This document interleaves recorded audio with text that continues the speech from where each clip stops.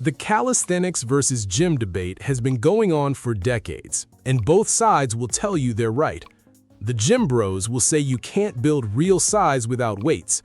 The calisthenics guys will say the gym creates an artificial, functionless physique. They're both wrong, and they're both right. The real answer is more interesting than either side wants to admit, and by the end of this video, you're gonna know exactly which one is right for you. The calisthenics versus gym debate has been raging in fitness communities for as long as both have existed. And if you've spent any time online looking for an answer, you already know the problem. Everyone has an opinion and almost nobody agrees.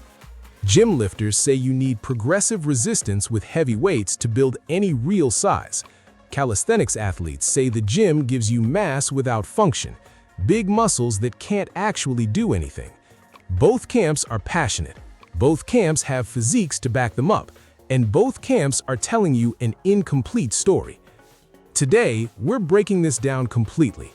We're going to look at what the science actually says about muscle building, compare the two methods honestly across every major factor, and give you a clear answer about which approach or which combination is right for where you are right now. No agenda, no team loyalty, just the truth about what builds muscle and why. Part 1. The science doesn't care what you use. Here's the most important thing to understand before we compare anything. Your muscles do not know what is causing the tension on them. When you do a heavy barbell squat, your quads, glutes, and hamstrings experience mechanical tension, muscle damage, and metabolic stress. When you do deep, single-leg squats with your body weight, those exact same muscles experience those exact same stimuli.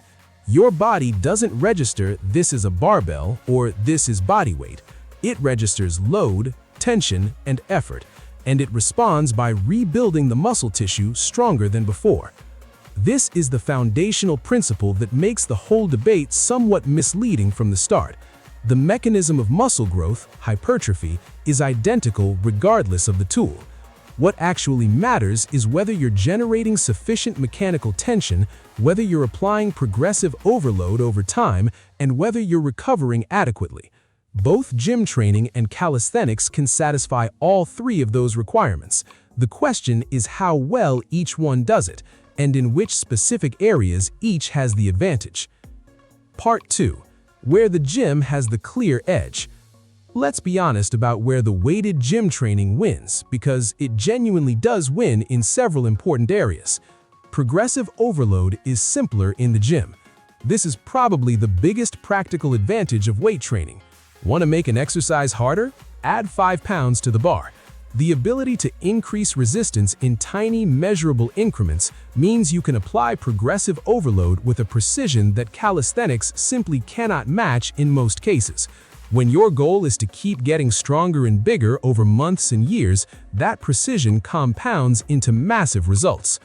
Lower body development is significantly better with weights. This is where calisthenics has its most glaring limitation. Your lower body, your quads, hamstrings, and glutes are enormous, powerful muscle groups. They can handle far more load than your body weight alone can provide once you've built a basic foundation of strength. A barbell squat at 1.5 times your body weight builds legs that pistol squats simply cannot replicate at scale. If you want truly developed legs, you need external resistance. Isolation work is more accessible with gym equipment.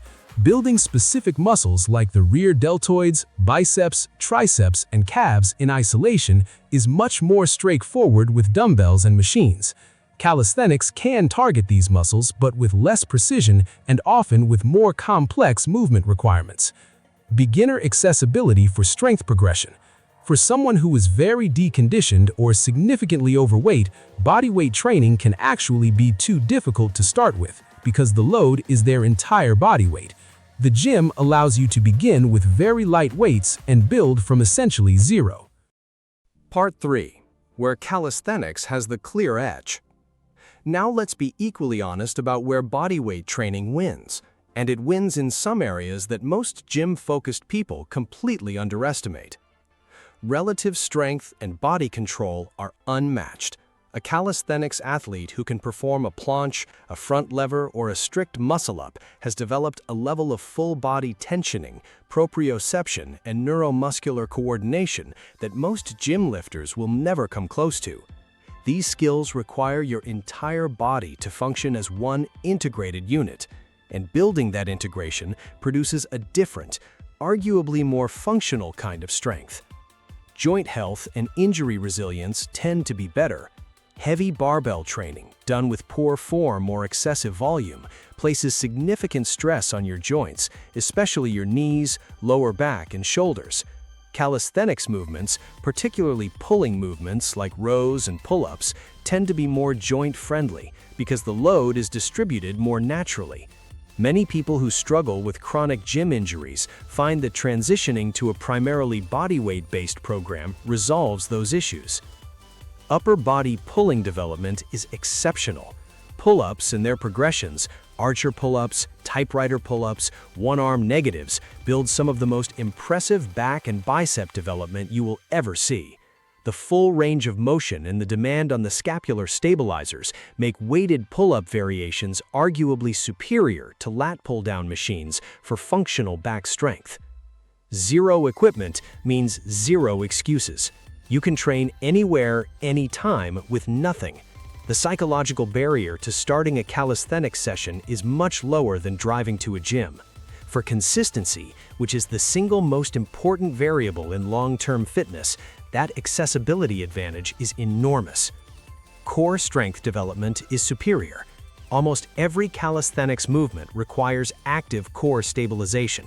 The plank, the hollow body hold, the L-sit, the human flag, these movements build core strength that translates to better performance in everything else. You cannot fake core strength in calisthenics the way you can with a weightlifting belt in the gym. Part 4. The head-to-head breakdown. Let's go category by category so you have a clear picture of where each method wins. Chest development, gym wins for size, calisthenics wins for definition. Heavy barbell and dumbbell pressing builds chest mass faster, but ring push-ups, archer push-ups, and pseudo-planche push-ups build a level of chest detail and pectoral control that is genuinely difficult to replicate with machines. Back development, roughly equal with different strengths. The gym builds thickness through heavy rows and deadlifts. Calisthenics builds width and functional strength through pull-up variations. Both can produce an impressive back, they just emphasize different qualities. Shoulder development, gym wins. Overhead pressing with barbells and dumbbells, lateral raises, and rear delt work give you more precise control over shoulder development. Calisthenics shoulder work is more functional, but harder to isolate effectively. Arm development, roughly equal for biceps, gym wins for triceps isolation. Pull-up variations build excellent biceps. The triceps, which make up 2/3 of your upper arm, respond very well to the heavy pressing and dip variations in both methods, but the gym offers more direct triceps isolation options. Leg development, gym wins clearly. This is the most significant gap between the two methods. For serious leg development, external resistance is required beyond the beginner stage. Core development, calisthenics wins, no contest. Athletic performance and mobility, calisthenics wins. The movement quality, coordination, and flexibility developed through bodyweight training translates better to sports and real-world physical capability. Part 5. The verdict. What actually wins? Here's the honest answer that the fitness internet doesn't want to give you because it doesn't create as much engagement as a hot take. Neither is better. They are better at different things. And the strongest, most aesthetic, most functional physique is built by combining both intelligently. The hybrid approach, sometimes called street workout or functional bodybuilding, is what the most well-rounded athletes in the world actually do. They use weighted training for the areas where external resistance has a clear advantage, primarily lower body and heavy compound pressing. And they use calisthenics to build the movement quality, core strength, and relative strength that weights alone cannot provide. Think about it this way. A gymnast who adds weighted squats and deadlifts to their training becomes more complete. A powerlifter who adds pull-up progressions and core calisthenics work becomes more complete. The combination fills in the gaps that each individual method leaves. If you're a beginner and you absolutely have to choose one, here's my honest guidance. If you have access to a gym, use it, but build a strong foundation in the fundamental body weight movements simultaneously. If you don't have gym access, calisthenics alone can absolutely build an impressive physique, especially in the upper body, but you will eventually need to find a way to progressively overload your lower body. But if you're asking what I'd recommend for a beginner who wants the best of both worlds, the answer is simple. Master the basics of calisthenics first. Push-ups, pull-ups, dips, squats, rows. Build the body awareness and joint integrity. Then add weighted training on top of that foundation. In that order, always. Part 6. How to structure a hybrid training week. Let me make this practical. Here's what a hybrid training week could look like for a beginner who wants the best of both methods. Monday, upper body push focus. Start with 3 to 4 sets of push-up variations, working toward more difficult progressions like archer push-ups or decline push-ups. Then move to dumbbell or barbell pressing.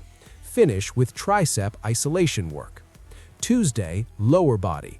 This is your weighted day. Barbell or dumbbell squats, Romanian deadlifts, lunges, and leg press if available. Body weight alone is not enough here for long-term progress. Wednesday, rest or active recovery.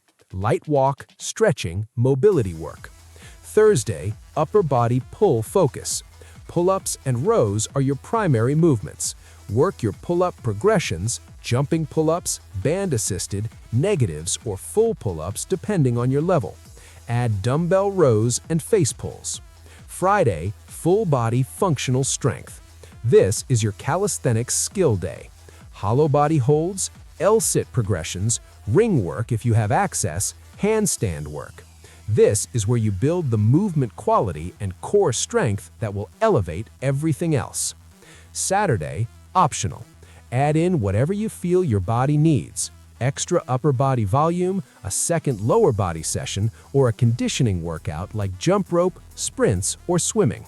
Sunday, full rest. Prioritize sleep and nutrition. Let the week's work sink in. This kind of structure gives you the muscle-building stimulus from both methods, the recovery time your body needs, and a complete physical development that neither gym-only nor calisthenics-only can provide. Part 7. The mindset that matters more than the method. Before I close this out, I want to say something that most fitness channels won't tell you because it doesn't sound exciting enough. The method matters far less than the consistency. I have seen people build genuinely impressive physiques with nothing but a pull-up bar and a floor. I have also seen people train at well-equipped gyms for 3 years and look almost identical to when they started. The equipment was never the variable. The consistency was. The best training method is the one you will show up for, reliably, week after week, month after month, year after year. If you genuinely love going to the gym and that environment motivates you, use the gym. If you hate the gym, but you'll do push-ups and pull-ups in your living room every single day, do that. Progress beats perfection every time. What I want for you, and what the FitPulse is here to help you build, is a relationship with training that lasts a lifetime. Not a 2-week program, not a 30-day challenge, a long-term practice that becomes as natural as eating and sleeping, because that's when the real transformation happens. Closing, the only wrong choice. So, calisthenics versus gym. Which wins? You do, if you train. Whichever way you choose, if you show up consistently, apply progressive overload, eat to support your goals, and sleep like your gains depend on it, you will build the body you want. That's not motivation talk. That's physiology. The only wrong choice is the one you never make. The only bad training program is the one collecting dust while you research the perfect one. Start now, adjust as you go, and come back to the FitPulse because we've got everything you need to build every part of this journey, from your first workout to movements you haven't even imagined yet. Subscribe, stay consistent. I'll see you in the next one.